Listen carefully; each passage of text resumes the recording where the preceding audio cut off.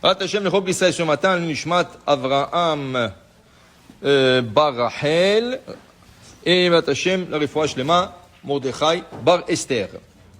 La Gemara ce matin discute d'une loi de Yom Tov. Comme vous savez, Shabbat et Yom Tov sont pareils. Il y a une seule différence, que tout ce qui est Ochel Nefesh, tout ce qu'on a besoin de préparer pour Ochel Nefesh, ou de choses qui ont à voir avec Ochel Nefesh, ils sont permis le jour de Yom Tov. La Gemara va discuter de la loi du transport le jour de Yom Tov. Le Shabbat, on ne peut pas transporter s'il n'y a pas de Eruv. Okay?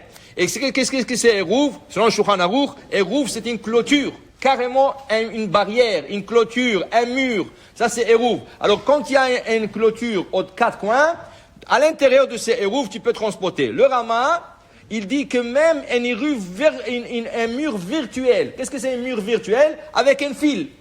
Tu as un fil qui entoure une place. À l'intérieur de cette place, tu peux transporter. Comme ça, il dit le Rama. Maintenant, tout ça c'est pour Shabbat. Mais Yom Tov, si c'est Tzorech Ochel Nefesh, tu n'as pas besoin de Eruv. Même si tu habites dans un endroit qui n'a pas du tout de Eruv, tu peux transporter. Mais tu ne peux pas tout transporter. Tu peux transporter que des choses qui ont à voir avec Yom Tov. Alors, par exemple, tu veux aller à la synagogue avec ton mahzor. Tu as un mahzor avec la traduction française ou quelque chose que tu es habitué avec, et c'est rien qu'avec ce mahzor que tu peux prier. Dans ce cas, tu as le droit de le prendre de chez toi à la maison vers la synagogue. Pourquoi? C'est tzorech. C'est pour un besoin. Mais pour le ramener, tu ne peux pas. Pourquoi tu veux le ramener? Tu as pris à la synagogue, mais tu n'as plus besoin à la maison. Rien que pour le garder, non.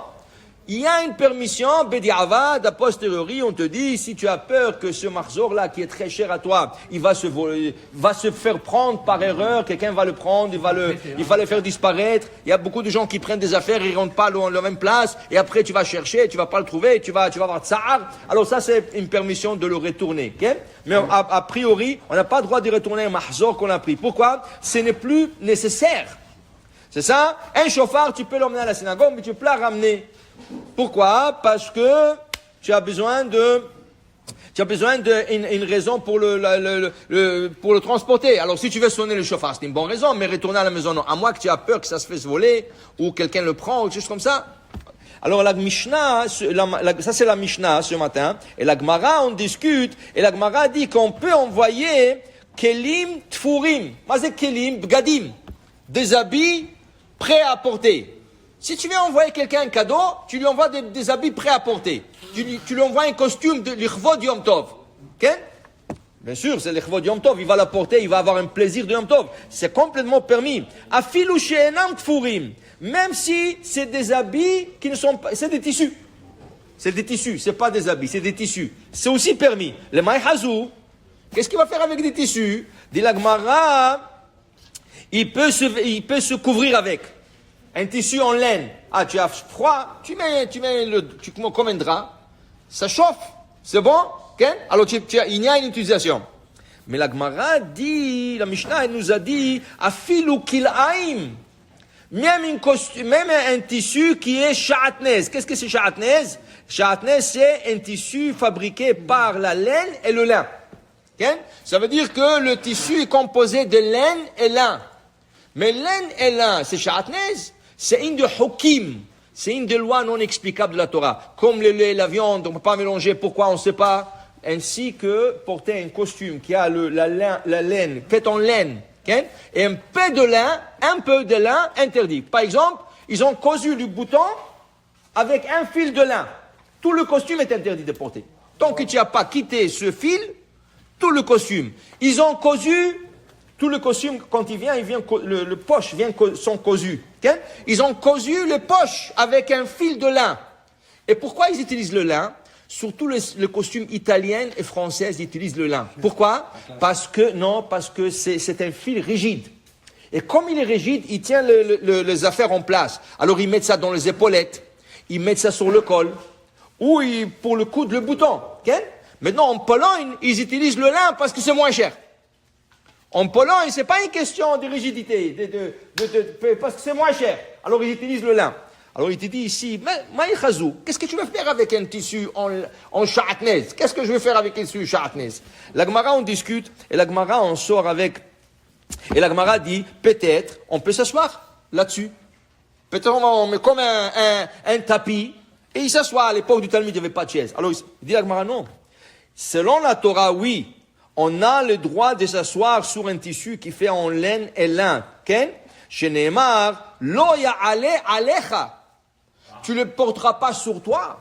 Selon la Torah, je peux le mettre par terre, je m'assois, il n'est pas sur moi. Moi, je m'assois sur lui. Ken?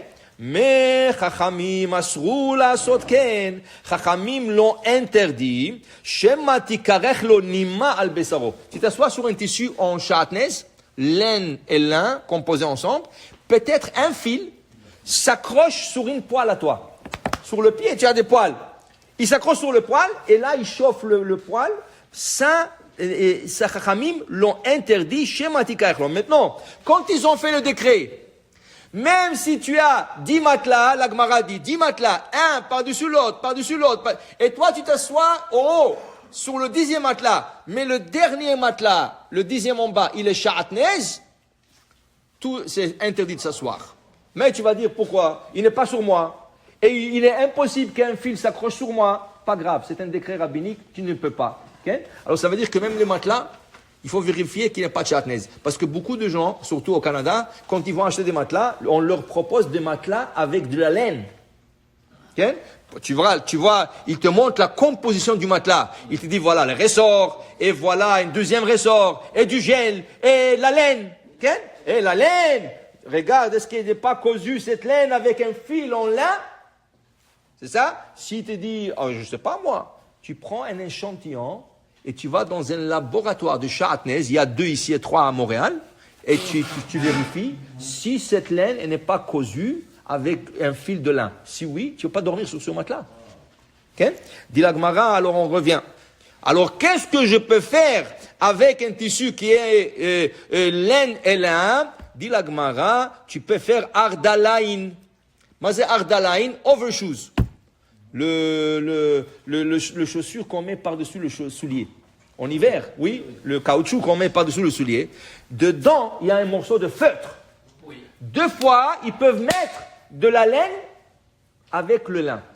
Ça, dit la Gemara, ça caché, c'est un tissu qui est rigide, il ne chauffe pas parce qu'il est trop dur. Okay? Dans ce cas, ce serait un derechimum bekar. On n'a pas l'habitude de se chauffer de telle manière. Dans ce cas, il n'y a pas de problème. Alors le gars, il lui a donné un tissu. Qu'est-ce qu'il peut faire avec Yom Tov? Il peut faire ardelaim.